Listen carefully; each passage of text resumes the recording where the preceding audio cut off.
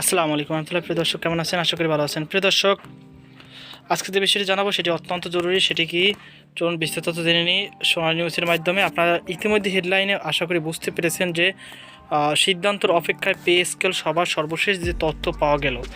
চলুন সোনালী নিউজের মাধ্যমে জেনে নিই।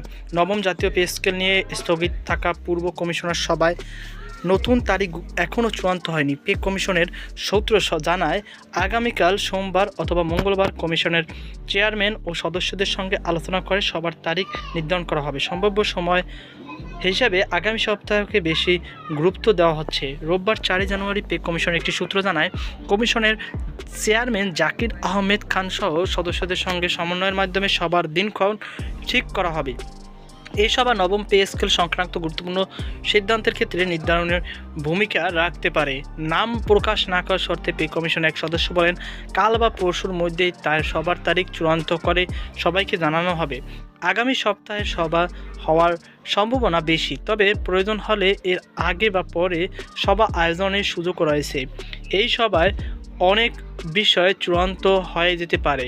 পে কমিশনের সূত্রে জানা গেছে, সরকারি কর্মকর্তা কর্মচারীদের বেতন কাঠামো নিয়ে কমিশনের ভেতরে ভিন্ন মত রয়েছে। বর্তমান সরকার চাকরিজীবীদের জন্য 20টি গ্রেড চালু রয়েছে।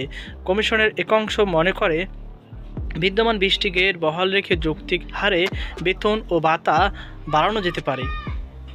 তবে কমিশনের অংশের মতে গ্রেড সংখ্যা কমিয়ে আনা প্রয়োজন। তাদের প্রস্তাব, বর্তমান 20তম গ্রেডের পরিবর্তে 16টি গ্রেড নির্ধারণ করা হবে। হলে বেতন কাঠামো আরও কার্যকর ও বাস্তবসম্মত হবে।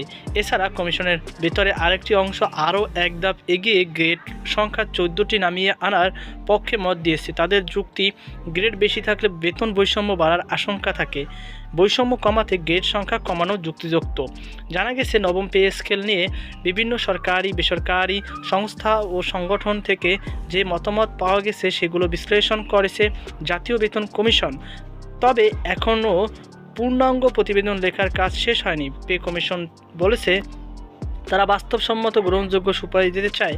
সেজন্য প্রতিটি সংস্থা, দপ্তর ও সংগঠন থেকে পাওয়া প্রস্তাব গভীরভাবে পর্যালোচনা করে লিপিবদ্ধ করা হচ্ছে। এই প্রক্রিয়ায় শেষ হতে আরও কিছু সময় লাগতে পারে। নবম পে স্কেল নিয়ে সরকারি চাকরিজীবীদের প্রত্যাশা যখন চূড়ায়, তখন পূর্ণ কমিশনের সবার তারিখ ও সিদ্ধান্তের দিকে তাকিয়ে আছে সংশ্লিষ্ট মহল। তো প্রিয় দর্শক, এই ছিল আমার সর্বশেষ আপডেট। সকল আল্লাহ হাফেজ।